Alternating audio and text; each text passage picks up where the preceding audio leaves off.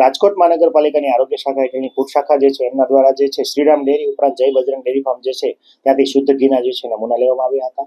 આ ઉપરાંત જોવા જઈએ તો પંગત રેસ્ટોરન્ટ અને Payal Punjabi food parcel point જે છે એમને પણ ત્યાંથી જે પનીરના નમૂના લેવામાં આવ્યા હતા.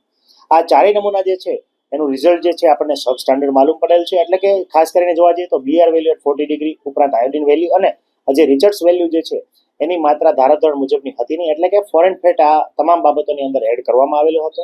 એટલે કે પામ ઓઇલ અથવા વનસ્પતિ ઓઇલ જે મિશ્રણ જે છે એ ઘી ઉપરાંત પનીરની અંદર કરવામાં આવેલું હતું. તો આ નમૂનો જે છે નિયત ધારાધોરણ મુજબ ન હોય, સબ સ્ટાન્ડર્ડ ડિક્લેર થયેલો છે. એમાં હાલ જે છે અત્યારે આ ચારેય પેઢી જે છે એમને આપણે 1 મહિનાની એજ્યુડિકેશનની કાર્યવાહી અર્થેની નોટિસ પાઠવવામાં આવી છે.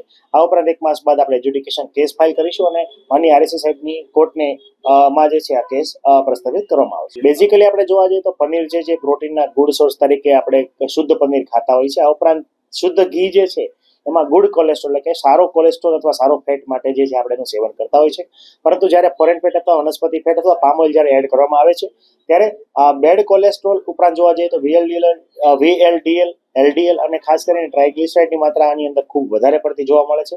સમયાંતરે આવું લાંબા ગાળાનું ઘી અને પનીરનું સેવન કરવામાં આવે તો મેદસ્વીતાનું પ્રમાણ ખૂબ વધી શકે છે અને મેદસ્વીતાના પરિણામે ઘણી વખત હોર્મોનલ ડિઝીઝ વિવિધ પ્રકારના થવાની શક્યતા છે. સાથે સાથે જોવા જઈએ તો ડાયાબિટીસ, હાઇપરટેન્શન, હૃદયની નળીઓ બ્લોક થવી ઉપરાંત હૃદયરોગના હુમલા આવવા વગેરે બીમારીઓને આપણે લાંબા ગાળે નોંધી શકીએ છીએ. ખાસ કરીને જે છે પાયલ ડેરીની અંદર જે છે એમને ફોરેન ફેટની હાજરી એટલે કે ફેટમાંથી બનાવેલું પનીર છે માલુમ પડેલ છે.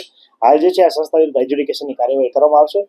દરેક ફૂડ બિઝનેસ ઓપરેટરને વસ્તુ ખરીદતા પહેલા તમામને એક સૂચના આપવી જોઈએ કે એ લોકો કયું રો મટીરિયલ યુઝ કરે છે. ખાસ જે છે પૂછવું હિતાવહ છે. ખાસ કરીને પનીરમાં પણ જો એ લોકો ફેટયુક્ત પનીર જે છે અથવા ચરબીમાંથી બનાવેલું પનીર વપરાશમાં લેવાના હોય તો એમને ખાસ કરીને એનાલોગ પનીર એવું લેબલ લગાવવું ખૂબ જરૂરી છે.